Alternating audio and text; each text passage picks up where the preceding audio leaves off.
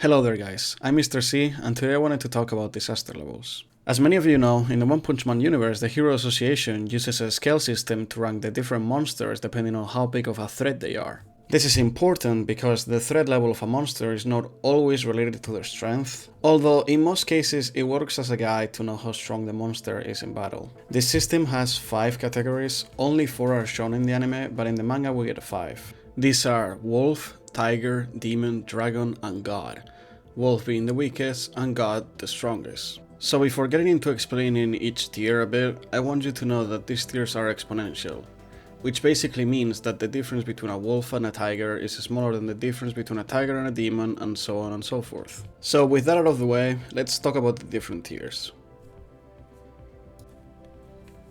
The Hero Association describes wolf threats as appearance of a being or a group that might pose a threat.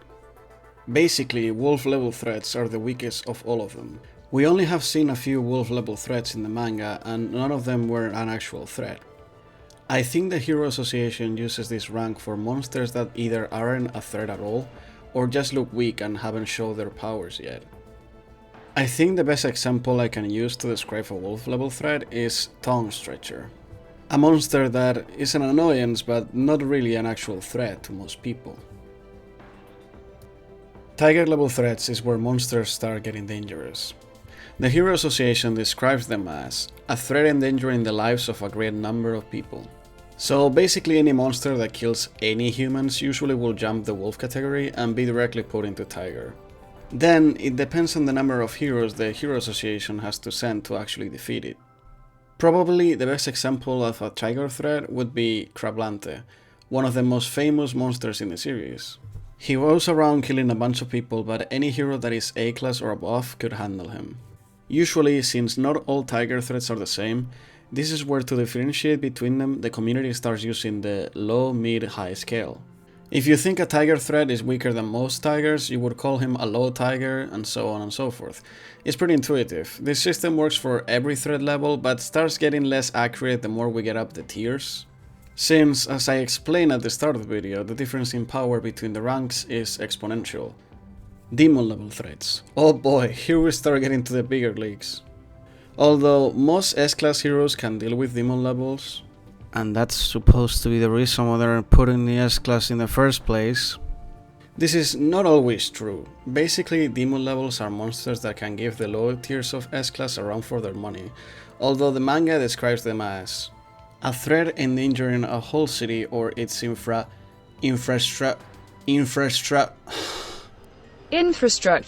I think the best example I can give of this is the Deep Sea King. He put entire J City on evacuation and would have killed a couple of low tier S-class heroes and a lot of people if Saitama didn't arrive on time. This tier is when the low-high demon starts making sense, since there is a big difference in power between the different demon levels that appear in the series. About what level I think Deep Sea King would be on, I will leave that for another video. Dragon level threats. This is where things start getting complicated. Only a bunch of S-class heroes can actually deal with dragon levels. And it really depends on what dragon level we're talking about, since it can go from Bakusan to Goketsu to Orochi. The difference between dragons can be huge and hard to pinpoint.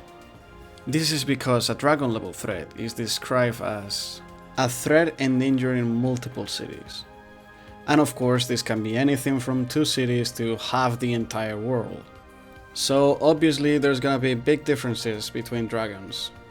I actually had to think a lot about what would be a good example that fits this description. And I think the best that I could come up with was Elder Centipede. Elder Centipede is a good example because he can destroy cities pretty easily, he's really big and hard to kill, and he's a heavy matchup dependent monster. Which means that there are a lot of heroes that wouldn't be able to stop him. And he can retreat underground and go to destroy other cities faster than the heroes can be deployed there. Dragons can be really scary and should not be underestimated. And last but not least, God level threats.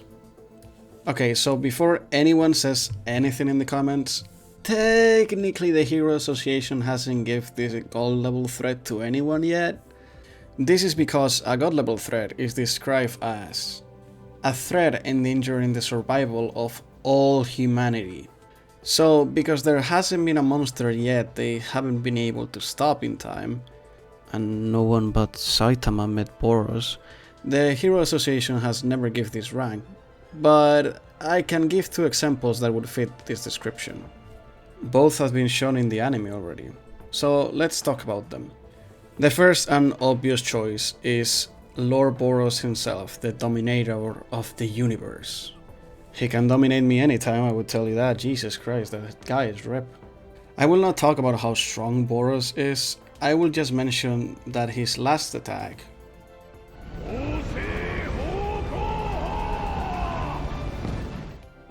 or also known as the Collapsing Star Roaring Cannon, is supposed to be strong enough to destroy a star based on official guides. And even if you wanna lowball it to the minimum power that we got in the manga translations, would at least be able to destroy the surface of the planet. Which means it would kill all humanity, which means that Boros is a threat to all humanity, so it fits in the god level threat category. People don't like to say that Boros is a god level threat because one said in an interview that he would call Boros above dragon, but not god. I think this is cause he's saving the god tier for another threat that will appear sooner or later in the manga, but Boros fits the description given by the Hero Association, so it works to explain the rank. If you don't wanna call Boros a god level threat because one said that he wasn't, that's completely fine. The second possible god level threat would be Orochi, and before anyone says anything in the comments, I don't think that Orochi is a god threat in terms of power, okay? But he has the monster cells. As many of you know, the monster cells come from Orochi and they can transform willing humans into monsters. Which, with enough time, would be a clear threat to humanity because the Hero Association would be overwhelmed just by the mere numbers of monsters Orochi can produce. So I think he fits. Anyway, that is the end of this video. I hope you all enjoyed it or learned something about the One Punch Man universe. If you did, you can actually like the video or subscribe if you want more content like this. But especially if you have an opinion, I would love to know it in the comments. I really want to know if people actually like this or not. So anyway, thank you for watching to the end, guys, and see you next time.